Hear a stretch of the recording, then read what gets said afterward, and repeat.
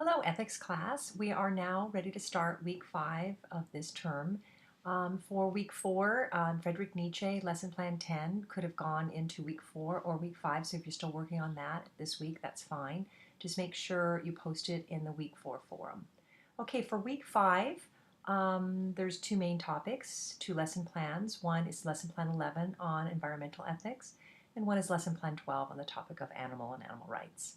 If we open up lesson plan 11 on environmental ethics, you will see that on the home page here, there is an interactive link called footprintnetwork.org.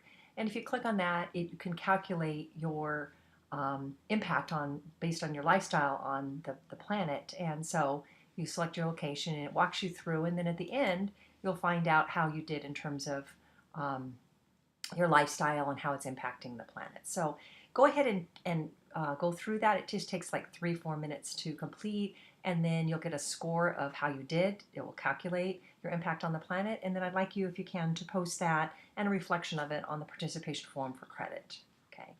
Then when you go to the required readings for the week, it starts off this very often students post something in the participation forum that I really like. Either it could be a really cool film that I want to incorporate to my class, or it could be, like, for instance, a student posted this little short story and I really liked it, so I actually made it part of the lesson plan just to look through it. It's just a real short story about a young man at the beach and how one person makes such a big difference. So I thought fit very nicely in environmental ethics. Our required reading, if you go to the first reading here, is 3 pages. It's from the Encyclopedia of Philosophy, and it's an academic background of environmental ethics, like when the field started and what the topics are about, the future environmental ethics, and so forth. So go ahead and read that. It's a few pages long. And then if you go here, these are all one-page links, and if it's from buzzle.com, and it explains environmental ethics and then what we can do to help the environment, how humans can affect the environment, what we can do to save the environment, etc. So these are 5 one-page little articles, and it's more not just academic explanation of environmental ethics, but it's more like prescriptive instead of descriptive. It's prescribing how we can actually impact and help the environment. The last reading here is by Peter Singer. I put it under the topic environmental ethics, but it's the whole topic of poverty and, again, what we can do to help solve that problem. So it's Singer's Solution to World Poverty by Peter Singer. And it's, I think, kind of inspirational. Okay, so we'll click out of the readings here. If you go to the films, actually all 3 of these films appear. Okay, this is a little bit longer of film watching than I usually assign, but all 3 of them are from student suggestions to me. Every single one of them was from a student telling me, oh, you've got to see this film, I really like it, and I watched it and I just fell in love with the film, so I incorporated it into my class. And the 2 got pushed out were down here, a crash course with Hank Green, who I really like, Hank Green and John Green, his brother, in their crash courses. I just felt like I was over-assigning, so I put it down here as an optional and a participation one that you can do. So I really would like you to watch the Hank Green on the environment. But because I was over-assigning, I pushed it out and kept these as the required, these 3 here for environmental ethics. And the one is by Leonardo DiCaprio. It's The 11th Hour. It is a 2-hour film. I'm asking you to watch the first 45 minutes of it. It's fantastic. Again, I found out about it just last year, and I made it part of the course. This one is, again, a recommendation by a student. It was astronauts' environmentalist view, having gone away from Earth and then returned to Earth, and the insights that they can offer us. And I said this is one of the students' favorites because everybody who completes these 18 minutes, I'm asking you to watch 15 minutes of it, I'm trying to shave off a couple minutes for you, says it's amazing. It's an amazing film. And then The Story of Stuff. This is done by a woman that presented at, I think it was UCR or UCI this last year, and she does a great 20-minute presentation, and I, again, highly recommend it. She did, a lot of my students actually went to see her in person and to give that presentation. And then down here is the Peter Singer material. It's the Peter Singer on poverty and famine and what we can do. So again, a little bit more film watching this lesson plan. These 2 are now optional. They used to be required. But again, as I incorporated stuff in, I had to pull stuff out. Okay, so film watching, going to the post. Okay, question here. For the post, instead of focusing on environmental ethics, which your exam will focus on, I'm focusing your post on Peter Singer and the poverty and famine question. I didn't want to cover both topics. One, basically your post covers the Peter Singer material and the exam covers the environmental ethics material. So there's your exam question here. Okay, and the 4 bullets. Okay, so that takes us out of that lesson plan. That should be a good one for you guys. This one on the topic of animal rights is lesson plan 12. And, you know, the status quo is, you know, animals, I mean, you may not realize this, but animals don't have rights. That's the status quo in our society because people eat animals, people wear animals, people sit on animal leather, and so forth. So this presentation or this lesson plan is going to focus more on kind of a little bit of the opposite perspective. It's Peter Singer's argument from a utilitarian view that animals do have rights. And he's really quoting, you see here, Bentham. Bentham is the founder of the utilitarian argument, and he's famous for saying, quote unquote, animals have rights because they can suffer. Because they have a central nervous system, we need to consider their rights.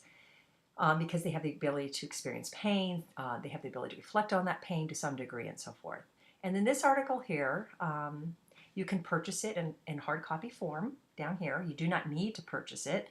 I'm giving you 2 versions of it. Here's the PDF link. No, I'm sorry, this is the Amazon link to buying the book if you want to. Here's the PDF here.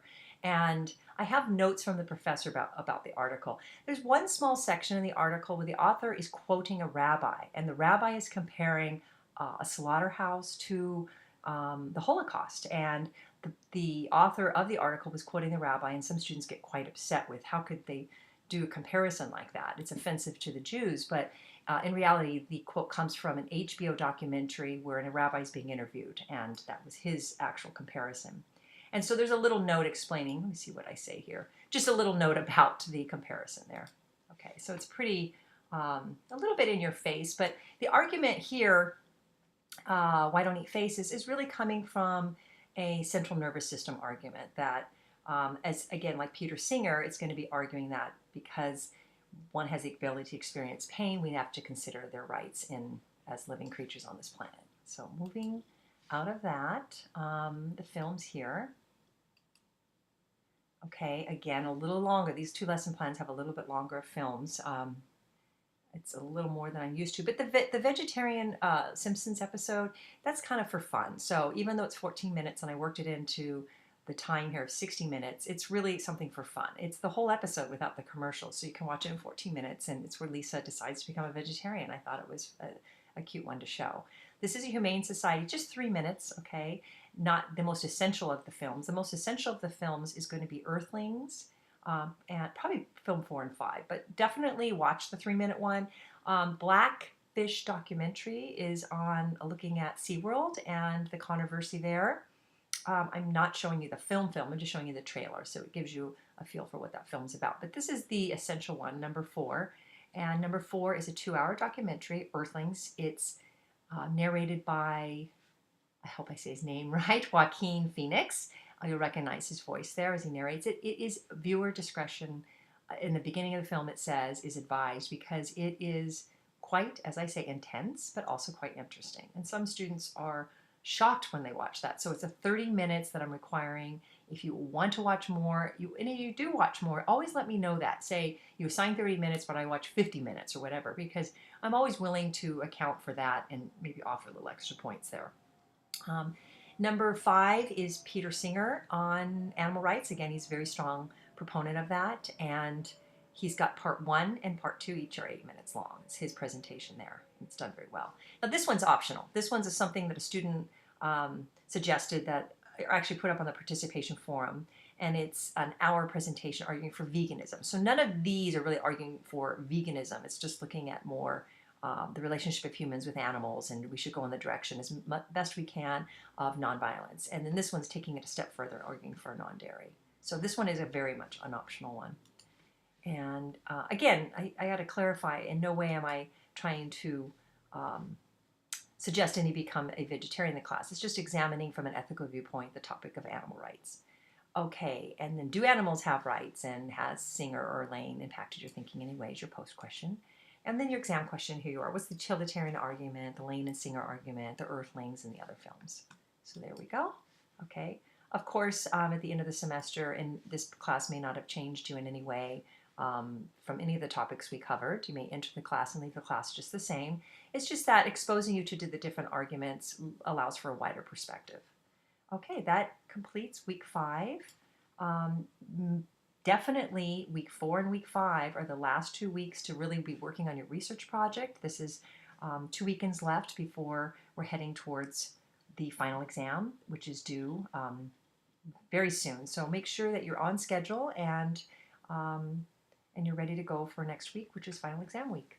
Okay, thank you so much. Bye bye.